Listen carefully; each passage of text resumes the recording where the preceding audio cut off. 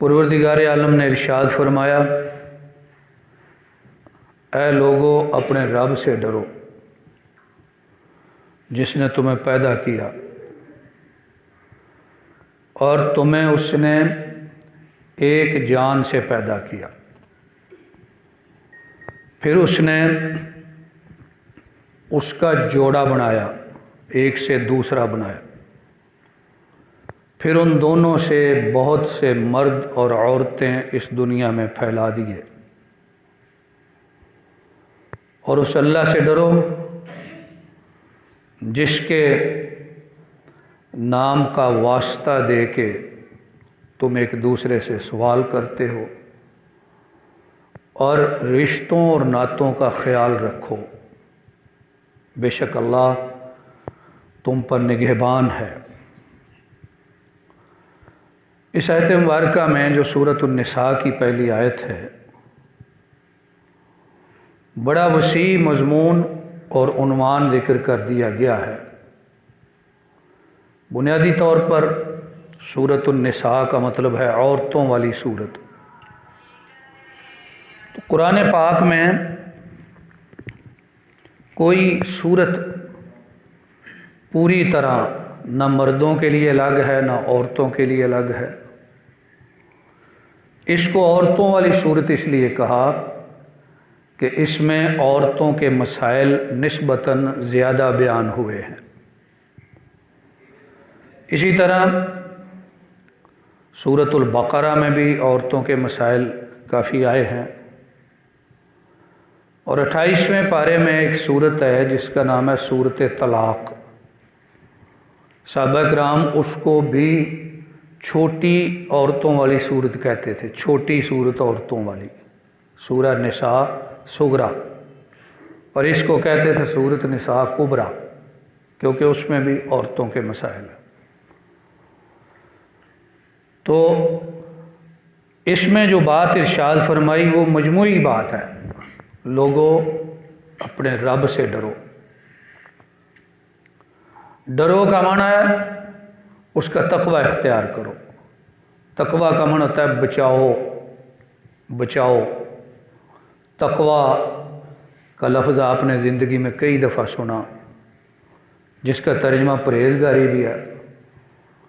मैं इसका तर्जमा मुख्तसर बताया करता हूँ, बचाओ या बचना। मतलब है कि इस ज़िंदगी में अपने आप को अल्लाह और उसके रसूल की नाफरमानियों से बचाओ और इसकी बरकत से आखिरत में अपने आप को जहन्नम से बचाओ। ये है तकवा। बचाओ, तकवा और इस लफ्ज़ से मिलते जुलते अल्फाज जितने कुरान पाक में या हदीस शरीफ में आए हैं, हकीकत में उनका माना होता है बचना। या अय्युहन्नास इत्तक़ू रब्बकुम, लोगों अपने रब की गिरफ्त से बचो, लोगों अपने रब की नाराज़गी से बचो, लोगों अपने रब की नाफरमानी से बचो। बचाओ का तर्जुमा मैं अर्ज़ कर रहा हूँ। तकवा इख्तियार करो, परहेज़गारी। एक ताबई थे हज़रत काब अल-अहबार, काब अल-अहबार। वैसे तो वो नबी करीम सल्लल्लाहु अलैहि वसल्लम के ज़माने में मौजूद थे, लेकिन उन्होंने हज़रत के ज़माने में हज़रत का कलमा नहीं पढ़ा। आपको देखा था, कलमा नहीं पढ़ा। आपके इस दुनिया से चले जाने के बाद वो मुसलमान हुए। गो कि उन्होंने हज़रत को अपने होश में देखा है, लेकिन सहाबी नहीं कहला सकते, क्योंकि ईमान आपकी ज़िंदगी में कबूल नहीं किया, इसलिए ताबई कहलाए। पहली किताबों का बहुत इल्म रखते थे काब अल-अहबार, इसलिए हज़रत उमर की चूँकि आदत मुबारका थी कि अपनी मजलिस में जब आप खलीफा थे, मुसलमानों के हुक्मरान थे, अपने करीब अहले इल्म को बिठाते थे, चाहे वो इल्म वाला छोटा बच्चा ही क्यों ना हो। کعب الاحبار کو بٹھاتے تھے کیونکہ وہ عالم تھے۔ ایک دن کہا کعب تقویٰ کیا ہوتا ہے؟ حضرت کعب نے کہا کیا آپ کا گزر کبھی کسی ایسی جگہ سے ہوا ہے جہاں خاردار جھاڑیاں ہوں، کانٹوں والے درخت اگے ہوئے ہوں، پودے ہوں جن پہ کانٹے لگے ہوتے ہیں؟ فرمایا ہاں۔ کعب کہتے ہیں آپ کس طرح گزرتے ہیں؟ فرمایا اس طرح کہ اپنے آپ کو بچا کے، کہ نہ میرے جسم میں کہیں کو کانٹا لگے نہ میرے کپڑوں کو لگے، بچا کے۔ تو کعب نے کہا یہی تقویٰ ہے کہ اپنے آپ کو اس دنیا میں گناہوں سے، نافرمانیوں سے بچا کے زندگی گزارو، یہ تقویٰ ہے۔ ہمارے ماضی قریب کے خطباء میں سے ایک بڑا نام ہے حضرت مولانا محمد حسین شیخو پوری رحمہ اللہ کا۔ شاید کم لوگوں کے علم میں ہو کہ وہ خطیب اور بہترین واعظ ہونے کے ساتھ ساتھ بڑے عمدہ شاعر بھی تھے۔ ان کے اپنے شعروں کی کتابیں چھپی ہوئی ہیں چھوٹی چھوٹی، ان کے اشعار بڑے شاندار ہیں۔ ایک ان کا شعر ہے، فرماتے ہیں پنجابی میں، چھوٹیاں وڈیاں کل برائیاں چھڈے تقویٰ سوئی، کنڈیاں والی دھرتی اتے جمیں ٹرے مسافر کوئی۔ یہ ہے تقویٰ، یا ایھا الناس اتقوا ربکم الذی خلقکم من نفس واحدہ، لوگو پیدا کرنے والے سے ڈر جاؤ، بچاؤ اختیار کرو، وہ کہ جس نے تمہیں ایک جان سے پیدا کیا، حضرت آدم، وخلق منہا زوجہا، پھر اس سے اس کا جوڑا بنایا۔ حضرت آدم کو اللہ نے پیدا فرمایا، جنت میں رہائش عطا فرمائی، وہ اکیلے ہی رہتے تھے کہ ان کی بائیں پسلی سے حضرت حوا کو پیدا کر دیا۔ اس لیے ایک حدیث شریف میں آتا ہے کہ عورت پسلی سے پیدا کی گئی اور چونکہ پسلی ٹیڑھی ہوتی ہے لہذا اس کی طبیعت میں بھی فطری طور پہ ٹیڑھا پن ہوتا ہے، لیکن رسول اکرم صلی اللہ علیہ وسلم فرماتے ہیں ان ذہبت تقیمہ کسرتہ، اگر تو اس ٹیڑھی پسلی کو سیدھا کرنا چاہے تو اسے توڑ دے گا، اور اگر تو چاہے تو اس کے ساتھ زندگی گزار اس حالت میں کہ ٹیڑھا پن بھی ساتھ رہے۔ یہ فطری ہے، اس نے ختم نہیں ہونا۔ پسلی سے پیدا کیا، دو ہو گئے، وَبَثَّ مِنْهُمَا رِجَالًا كَثِيرًا وَنِسَاءً، پھر ان دونوں سے بہت سے مردوں اور عورتوں کو پیدا کر دیا، اس دنیا میں پھیلا دیا۔ اسی لیے تو ایک حدیث میں فرمایا کلکم بنو آدم و آدم خلق من تراب، تم سارے آدم کی اولاد ہو اور آدم مٹی سے پیدا کیے گئے۔ ارشاد گرامی کا مطلب یہ ہے کہ تم میں سے کسی کو کسی پر بلحاظ پیدائش برتری نہیں ہے، تم سب کا باپ اور ماں ایک ہے، اور عناصر ترکیبی جس سے تم بنے ہو وہ بھی سب کے ایک ہیں، لہذا بلحاظ پیدائش تم میں سے کسی کو کسی پہ برتری نہیں، سب ایک جیسے ہو۔ ہاں اگر برتری لینی ہے ان اکرمکم عند اللہ اتقاکم، تم میں سے عزت والا مرتبے والا پروردگار کی بارگاہ میں وہ ہوگا جو تم میں سے زیادہ پرہیزگار ہے، تقوی والا ہے۔ لہذا تقوی کی بات عرض کر رہا ہوں۔ صحیح مسلم شریف کی حدیث میں ہے، پیارے رسول صلی اللہ علیہ وسلم فرماتے ہیں من بطأ بہ عملہ لم یسرع بہ نسبہ، جس کو اس کے عملوں نے پیچھے کر دیا اس کا نسب اسے آگے نہیں لے جا سکتا۔ آگے جا کے کوئی سوچے کہ اس بنیاد پہ نجات ہو جائے کہ میں فلاں کی آل اولاد سے ہوں، یہ سوچ درست نہیں ہے۔ عملوں کی بنیاد پہ بلکہ عملوں سے بڑھ کر سب سے پہلی بنیاد بخشش کی ہے اللہ کریم کی رحمت، اس کی مہربانی، اور اس کے بعد اعمال۔ لہذا انسان عمل صالح کرے، تقوی اختیار کرے تو رحمت الہی کا بھی حقدار ہو جائے گا۔ فرمایا ڈرو اس اللہ سے جس نے تمہیں ایک جان سے بنایا، اس کا جوڑا بنایا، پھر ان دونوں سے بڑے مردوں اور عورتوں کو پھیلا دیا۔ واتقوا اللہ الذی تساءلون بہ والارحام، اس اللہ نے تمہیں پیدا کیا۔ ایک حدیث میں آتا ہے کہ جب اللہ نے تخلیق آدم کا ارادہ فرمایا، فرشتوں کو بھیجا، زمین کی مختلف جہتوں سے، مختلف ٹکڑوں سے مٹی اٹھائی گئی۔ فرمایا جس طرح مٹیوں کے رنگ مختلف ہوتے ہیں مختلف علاقوں میں، اور مٹیوں کی طبیعتیں مختلف ہوتی ہیں، کوئی مٹی سخت، کوئی نرم، کوئی مٹی کالی، کوئی مٹی سرخ، کوئی سفید۔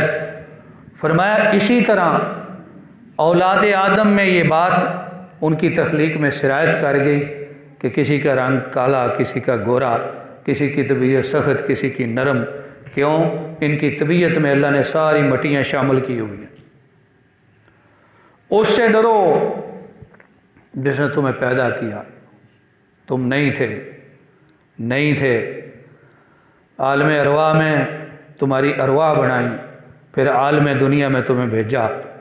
اس کی مہربانی ہے کہ عالم ارواح میں عہد الست لے کے بھی وہاں قرآن کے فرمان پر ہمیں یقین رکھنا چاہیے اور یہ عقیدہ بنانا چاہیے کہ وہاں ہم سب تھے، ہم سب کی روحیں تھیں، اور سب اپنے رب کو وعدہ دے کے آئے کہ ہم تیری عبادت کریں گے، لیکن اس کو پروردگار کو پتہ تھا کہ اس انسان کی فطرت میں بھولنا بھی ہے، لہذا بھولے ہوئے سبق کو یاد کرانے کے لیے اس نے کمال مہربانی سے انبیاء اور رسول کا سلسلہ جاری فرمایا، اور انبیاء اور رسول نے اللہ کا وعدہ بھی یاد دلایا اور خوف خدا جو ہے بار بار زندگی میں یاد دلایا۔ واتقوا اللہ الذی تساءلون بہ والارحام، اس اللہ سے ڈرو جس اللہ کا نام لے کے ایک دوسرے سے سوال کرتے ہو، کہتے ہو کہ اللہ کے لیے میرا یہ کام کر دو، یا کبھی کہتے ہو میرا یہ کام کر دو، اللہ تجھے برکتیں دے، اللہ تجھے رحمتیں دے، اللہ کا واسطہ دیتے ہو، اللہ کا وسیلہ دیتے ہو۔ فرمایا اس اللہ سے ڈرو، اور اللہ کے نام کو درمیان میں لانا درست ہے، لیکن درمیان میں جب لانا درست ہے تو اس کے نام کی، اس کے عہد کی حرمت کا خیال رکھو، پاسداری کرو، اس کے نام کو خالی نشانہ بنا کے اپنا کام نہ نکالو۔ اس لیے ہمارا لا تجعلوا اللہ عرضۃ لایمانکم ان تبروا وتتقوا، تم نیک اور پرہیزگار بننے کے لیے یا لوگوں کو دکھانے کے لیے اللہ کا نام بطور نشانہ سامنے نہ رکھو۔ اگر اس کا نام لیا ہے تو اس کی پاسداری کرو۔ یہ آیت مبارکہ ان آیات میں سے ایک ہے جو خطبہ نکاح میں پڑھی جاتی ہے، اور خطبہ نکاح میں جو آیات پڑھی جاتی ہیں ان تینوں میں اللہ نے یہی فرمایا لوگو اللہ سے ڈرو۔ وہاں ڈر کا حکم دینے کا مطلب کیا ہے؟ وہاں مطلب یہ ہے کہ یہ جو دو افراد کا ملنا ہے، ان کے ذریعے دو خاندانوں کا ملنا ہے، یہ اللہ نے فطرت بنائی ہے اور تمہارے لیے دنیا کی نعمت اور راحت بنائی ہے۔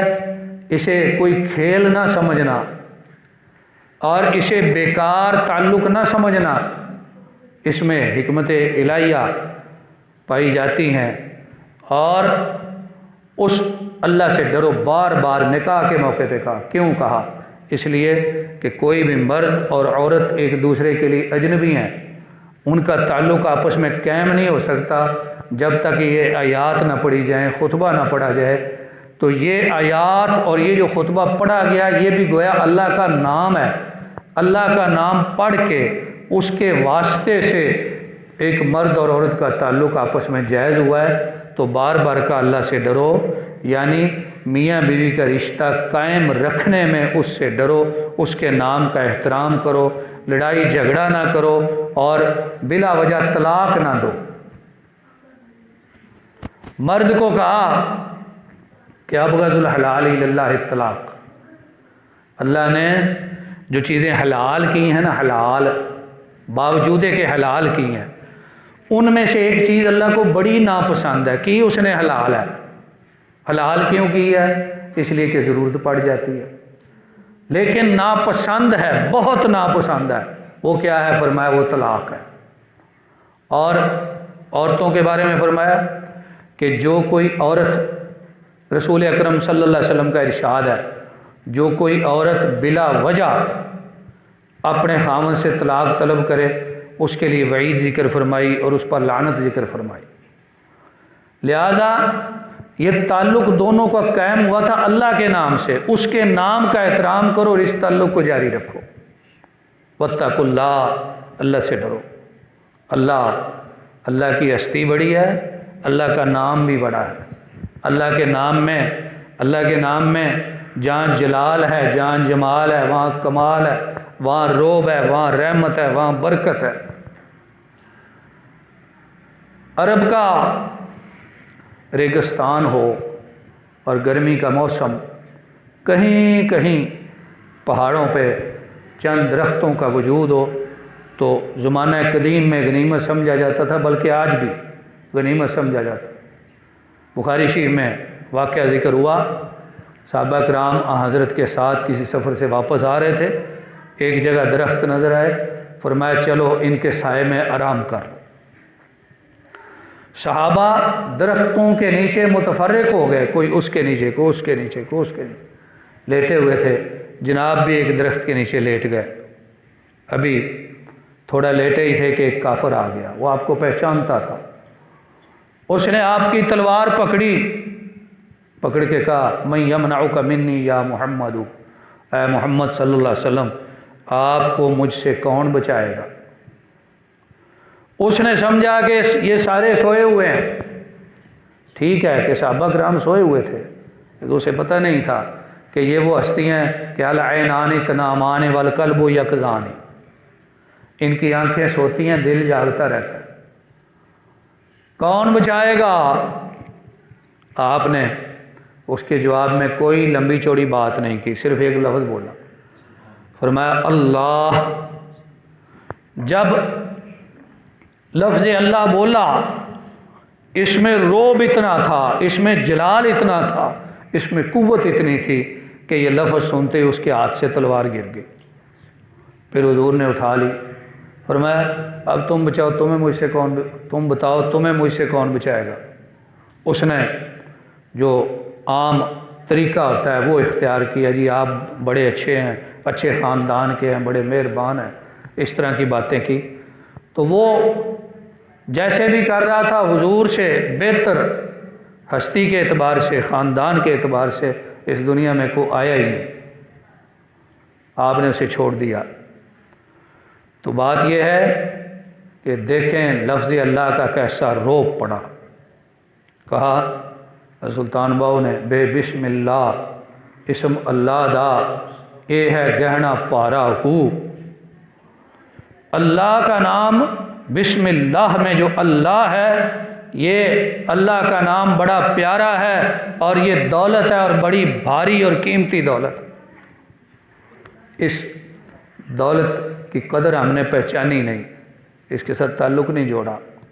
یا ایھا الانسان ما غرک بربک الکریم، اللہ نے ایک جگہ پہ نا گویا گلے کے انداز میں، جیسے ہمارے ہاں گلہ ہوتا ہے، اللہ تو نہیں کرتے، انداز یہ ہے، گلہ کر کے کہا انسان تجھے تیرے رب سے کس چیز نے دور کیا؟ وہ تو رب پیارا ہی بڑا ہے، وہ تو کریم ہی بڑا ہے، وہ تو رحیم ہی بڑا ہے، تو نے اس کے ساتھ تعلق کیوں نہیں جوڑا؟ کس چیز نے تمہیں دور کیا؟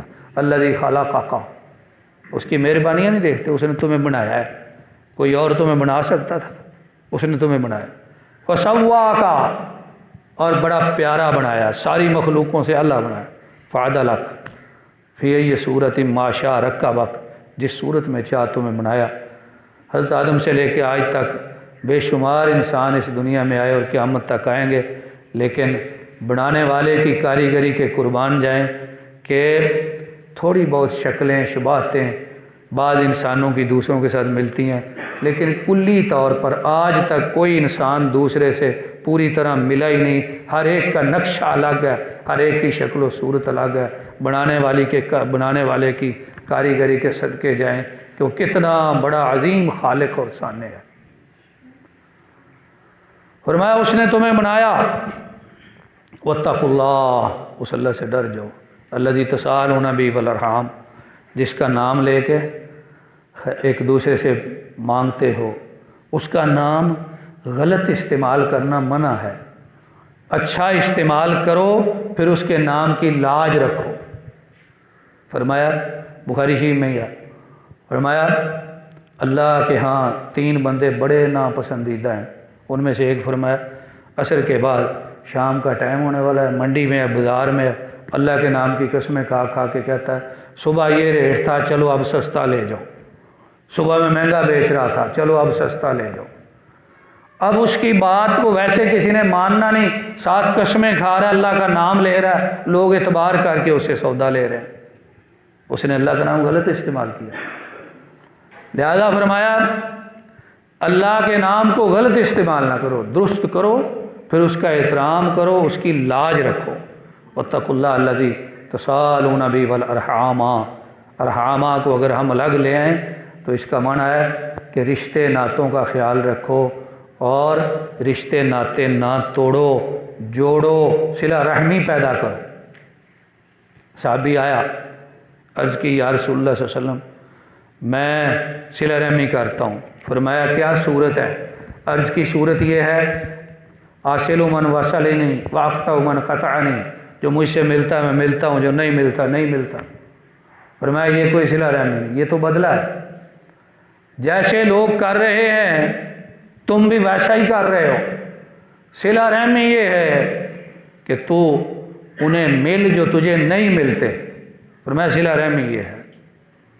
پھر ایک اور آیا، عرض کی یا رسول اللہ میں ان سے صلہ رحمی کرتا ہوں، رشتہ جوڑتا ہوں، ملتا ہوں، وہ نہیں ملتے، میں اچھا سلوک کرتا ہوں، برا سلوک کرتے ہیں، میرا رویہ ان سے اچھا ہے، ان کا اچھا نہیں ہے۔ فرمایا ان کنتا کما قلتا فکأنما تصفهم الملہ، فرمایا اگر ایسے ہے جیسے تم بتا رہے ہو تو پھر حدیث شریف میں آتا ہے گویا کہ تم انہیں گرم ریت میں دبا رہے ہو۔ اس کے کئی معانی شارحین حدیث نے بیان فرمائے۔ تو معنی یہ ہے کہ ان کی عاقبت برباد ہو رہی ہے، دنیا میں ان کی رسوائی بھی ہوگی، تو صفهم الملہ کے کئی معنی اہل علم نے بیان فرمائے۔ مطلب یہ ہے کہ دوسرے کے برے رویے کے باوجود حضور نے، شریعت نے اس بات کی اجازت نہیں دی کہ مقابلے میں تم بھی برا رویہ رکھ لو، جس قدر ہو سکے برداشت کرو۔ کیوں؟ والارحام، اس کے نام سے رشتے ناتے قائم رکھو۔ ان اللہ کان علیکم رقیبا، یاد رکھو کہ اللہ تم پہ نگہبان ہے، نگاہ رکھے ہوئے ہے، نظر رکھے ہوئے ہے۔ جب بندے کو پتہ ہونا کہ میرے اوپر نگاہ ہے، دنیا کی مثال بڑی گھٹیا مثال ہوتی ہے، اللہ کے معاملے میں بیان نہیں کی جا سکتی، لیکن صرف سمجھانے کے لیے کسی جگہ پہ لکھا ہو، کہا گیا ہو کہ یہاں کیمرہ لگا ہوا ہے جی، احتیاط سے آپ کی حرکات نوٹ کی جا رہی ہیں، وہ لوگ وہاں بڑی احتیاط کرتے ہیں۔ یا کوئی سردار، کوئی بڑا کسی مجلس میں ہے تو لوگ کہتے ہیں وہ ہمیں دیکھ رہا ہے لہذا ہمیں دھیان سے رہنا چاہیے۔ تو دنیا کے کیمرے، دنیا کے سردار، دنیا کے فانی نظام میں ہم احتیاط کرتے ہیں، اس پروردگار کی ذات سے نہیں ڈرتے جس کی ہر وقت نگاہ ہے، جس کا کیمرہ ہر وقت چلتا ہے، نہ اس نے بند ہونا ہے، نہ اس نے خراب ہونا ہے، اور نہ اس کا ریکارڈ ختم ہونا ہے۔ اس میں ایسا ریکارڈ جمع ہو رہا ہے ساری زندگی کا، نہ اس کی ریکارڈنگ ختم ہونی ہے، نہ اس نے بند ہونا ہے، اور سارا کھول کے اس نے ہر انسان کا اس کے سامنے رکھ دینا ہے۔ پھر اس کی زبان جب جھوٹ بولنے لگے گی زبان پہ مور لگ جائے گی، ہاتھ بولیں گے، پاؤں بولیں گے، سب کچھ بتائیں گے کہ یہ کرتا رہا۔ کیا اس اللہ سے نہیں ڈرتے؟ ان اللہ کان علیکم رقیبا۔ تو سورۃ النساء کی پہلی آیت مبارکہ کے حوالے سے چند گزارشات تقویٰ اور خوف خدا کے مفہوم پر آپ کی خدمت میں رکھی ہیں۔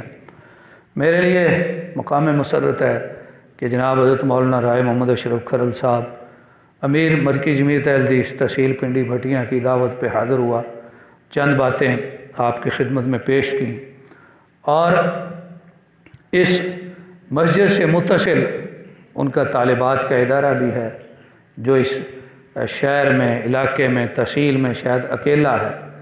یہ بھی ان کی خاص محنت اور لگن ہے اور اعلاء کلمت اللہ کی جستجو ہے، رضائے الہی کی ایک کوشش ہے جس میں ہمیں دعا کرنی چاہیے کہ اللہ تعالیٰ انہیں کامیاب فرمائے، اور سب کو اس معاملے میں ان کا ساتھی بننا چاہیے، دست و بازو بننا چاہیے۔